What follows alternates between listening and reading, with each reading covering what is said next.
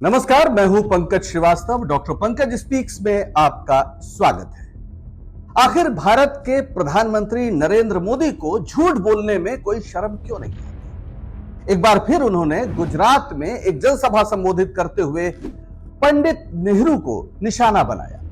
61 साल पहले पंडित नेहरू दिवंगत हो चुके हैं, लेकिन उनकी ही पुण्यतिथि पर 11 साल से उस कुर्सी पर बैठे हैं जिस पर पहली बार नेहरू जी बैठे थे। उन्होंने नेहरू जी को जिम्मेदार ठहराया कि 1947 और 48 में पीओके को भारत का हिस्सा नहीं बनाया गया, और सरदार पटेल की बात अगर मान ली गई होती तो उसी समय पूरा जम्मू कश्मीर भारत का हिस्सा होता। मोदी जी ने दावा किया है कि सरदार पटेल ने कहा था कि जब तक पूरा कश्मीर भारत के अधीन ना हो जाए तब तक आप अपनी फौजी कार्रवाई मत रोकिए। अब इसका क्या आधार है किसी को नहीं पता, लेकिन चूंकि ऑपरेशन सिंदूर को बिना किसी वजह के या फिर कहा जाए ट्रंप के दबाव में सीज फायर करके रोका गया, तो उस शर्मिंदगी से बचने के लिए खुद को महाबली बताते हुए, तमाम फिल्मी डायलॉग बोलते हुए, खासतौर पर पारसी थिएटर के अंदाज में डायलॉग बोलते हुए मोदी जी देश भर में अपनी तस्वीरें लगा रहे हैं।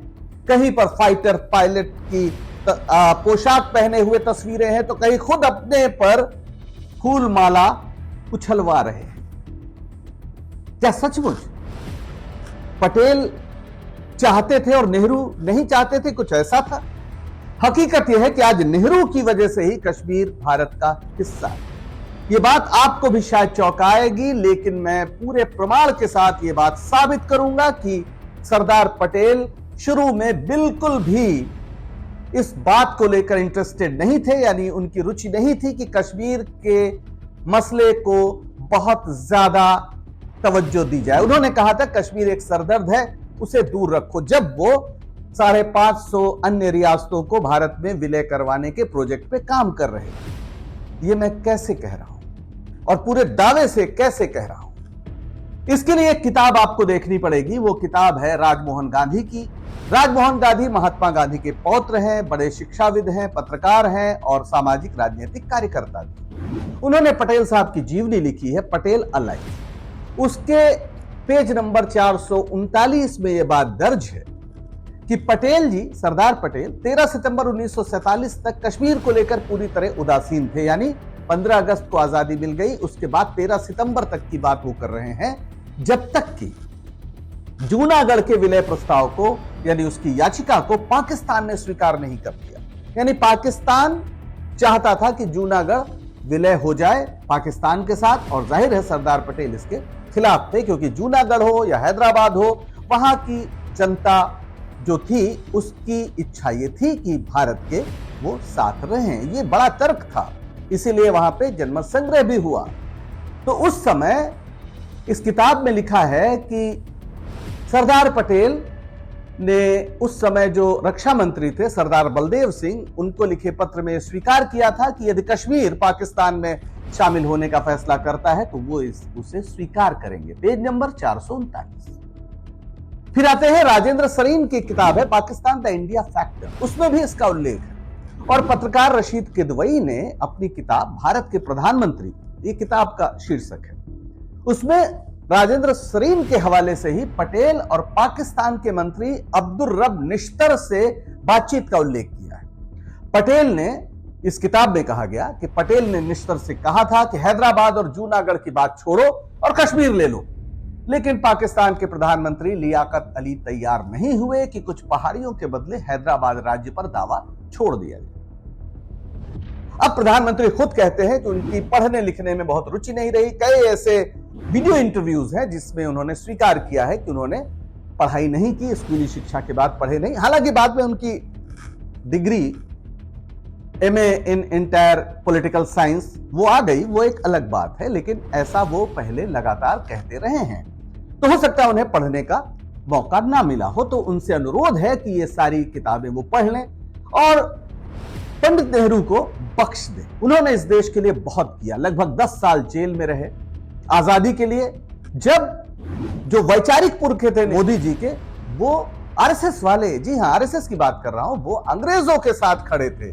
सावरकर अंग्रेजों के साथ खड़े थे। सन 42 में जब भारत छोड़ो आंदोलन चल रहा था तो सावरकर अंग्रेजी सेना में भर्ती के लिए नौजवानों को एक कैंप लगाया था उन्होंने कि उसमें जाओ और अंग्रेजी सेना में शामिल हो। जबकि सुभाष चंद्र बोस की आजाद हिंद फौज बन रही थी, उससे मुकाबला होना था। पूरे श्यामा प्रसाद मुखर्जी जो बीजेपी के बहुत बड़े नेता और जनसंघ जब बना था उसके अध्यक्ष बने थे, उन्होंने भी सन 42 में वो मुस्लिम लीग के साथ बंगाल में मंत्री थे और गवर्नर को यानी अंग्रेज गवर्नर को एक पूरा योजना पेश कर रहे थे कि कैसे आंदोलन को दबाया जाए। और ये खुद को राष्ट्रवादी कहते हैं, राष्ट्र की बात करते हैं। 370 जिस पर इतना विरोध हुआ, इतना मुद्दा बनाया गया, हकीकत यह है कि उस 370 के निर्माता भी सरदार पटेल ही थे। उन्होंने संविधान सभा में बाकायदा इसको लेकर भाषण दिया। जब 370 संविधान में शामिल अनुच्छेद को शामिल किया गया, उस समय नेहरू जी विदेश में थे और पूरी जिम्मेदारी सरदार पटेल पर थी कि वो सबको सहमत कराते कि जो स्थितियां हैं उसको देखते हुए कश्मीर को एक विशेष दर्जा दिया जाए। इसकी नौबत इसलिए आई कि महाराजा हरि सिंह जो थे, जो जम्मू और कश्मीर के राजा थे, उन्होंने भारत के साथ आना स्वीकार नहीं किया था 15 अगस्त 1947 तक। यानी जब हमें भारत को आजादी मिली तो बिना कश्मीर के मिली, बिना जम्मू कश्मीर के मिली, क्योंकि राजा साहब चाहते थे कि वो भारत पाकिस्तान और उसके बीच में एक स्विट्जरलैंड जैसा देश बसाएं। लेकिन जब हमला हुआ कबायलियों का, तब उनकी हवा खराब हुई और उन्होंने भारत से मदद मांगी। उस समय भी सरदार पटेल ने कहा कि जब तक विलय पर हस्ताक्षर नहीं हो जाते, भारत का कोई हक नहीं है कि वो हस्तक्षेप करे, वो अंतर्राष्ट्रीय मामला बच जाता। तो उन्होंने 26 अक्टूबर 1947 को विलय पत्र पर या इंस्ट्रूमेंट ऑफ एक्सेशन पर हस्ताक्षर किए और उसके बाद भारत की सेनाएं गई, कश्मीर को पूरा बचाया गया, कश्मीर घाटी को बचाया गया। लेकिन एक जिसको हम आज पाक अधिकृत कश्मीर कहते हैं, वहां पर उनकी जो पाकिस्तान के कबायली और सेना थे वो काबिज हो गए और संयुक्त राष्ट्र ने हस्तक्षेप किया। उस समय जो हालात थे, भारत तुरंत आजाद हुआ था। उसकी सेना के भी जो सिपहसालार लोग थे वो अंग्रेज थे। तो उस समय की परिस्थिति में जितना कश्मीर लिया जा सकता था उसको लिया गया। लेकिन अब क्या हुआ, जब हमारी सेनाएं ऑपरेशन सिंदूर को लेकर बढ़ी चली जा रही थी, जब एक तरफ यह दावा किया गया कि सेना को खुली छूट दी गई, तो फिर यह बात कहां से आ गई कि आप सैनिक अड्डों पे हमला नहीं करेंगे। और जयशंकर जो देश के विदेश मंत्री हैं, उन्होंने कहा कि पहले ही बता दिया था पाकिस्तान को कि हमला होने जा रहा है और हम चूंकि आतंकी ठिकानों पर हमला करेंगे इसलिए आप कुछ मत बोलिएगा। क्या ऐसा संभव है? अगर आम स्थिति में कोई भारत का आदमी पाकिस्तान को यह सूचना दे कि भारत हमला करने जा रहा है तो उसे देशद्रोही कहा जाएगा। लेकिन यहां अधिकृत रूप से मोदी सरकार ने पाकिस्तान को हमले की पूर्व सूचना दे दी और उसका नतीजा यह है कि हमें भी काफी नुकसान हुआ। पुंछ के इलाके में, पूरा जो सीमा का इलाका है, उसमें कितने लोग मरे हैं उसकी आधिकारिक सूचना अभी तक नहीं दी गई है सरकार की ओर से, लेकिन 20 नागरिक मरे हैं और 8 या 10 जब सरकार बताएगी तभी पता चलेगा। लेकिन सैनिक भी शहीद हुए हैं और ये कहा गया है कि पायलट सुरक्षित हैं, लेकिन यह दावा नहीं किया गया है कि हमारे विमान नहीं गिरे हैं। पर यह सारी बातें सामने नहीं आ रही क्योंकि मोदी सरकार इनको छुपाना चाहती है। जब नेहरू जी प्रधानमंत्री थे, चीन का युद्ध हो रहा था, भारत कमजोर स्थिति में था, उसके बीच जनसंघ के लोगों ने प्रदर्शन किया नेहरू जी के खिलाफ। खुद अटल बिहारी वाजपेयी ने प्रदर्शन को लीड किया और नेहरू जी से मांग की कि तुरंत फौरन से पेशतर संसद का विशेष सत्र बुलाया जाए और नेहरू जी ने बुलाया। बीच युद्ध, ये युद्ध 1962 में 20 अक्टूबर को जहां तक शुरू हुआ और 8 नवंबर को संसद का सत्र बुलाया गया। नेहरू जी ने सारे सवालों का जवाब दिया। उन्होंने सर्वदलीय जो बैठकें थी उसको संबोधित किया, पर मोदी जी जो खुद को पता नहीं क्या मानते हैं, वो ना सर्वदलीय बैठकों में आए, ना वो संसद का विशेष सत्र बुलाने के लिए तैयार हैं।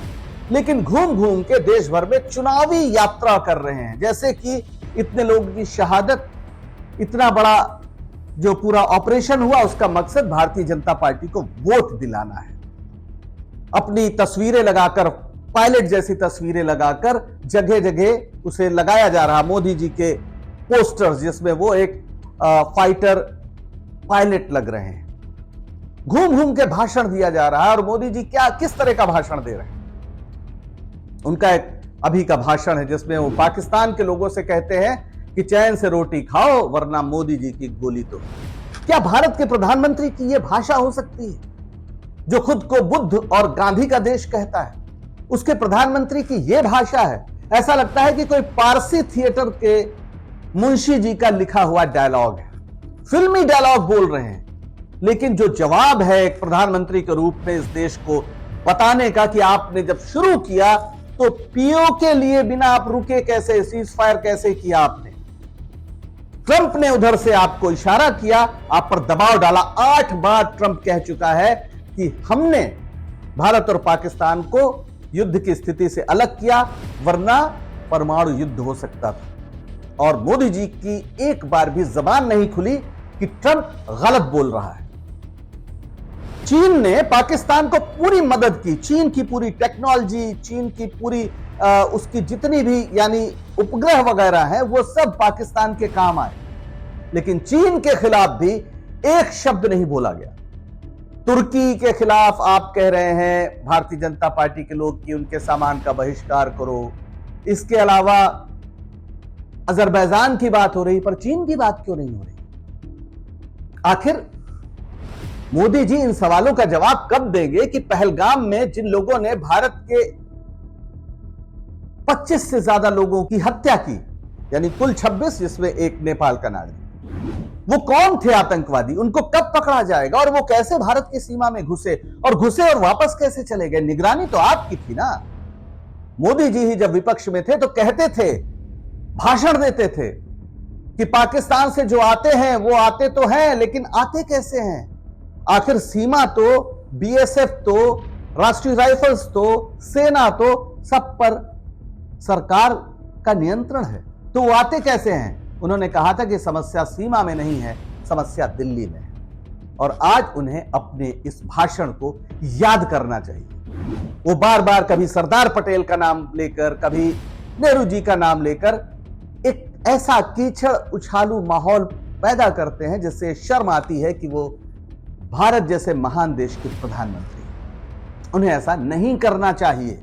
हो सके तो जिस कुर्सी पर वो बैठे हैं उस कुर्सी की परंपरा, उस कुर्सी का इतिहास, उस पर बैठे लोगों का बड़प्पन उन्हें समझना चाहिए, उन्हें देखना चाहिए। वो भारत के प्रधानमंत्री हैं, वो भारतीय जनता पार्टी के प्रधानमंत्री नहीं है।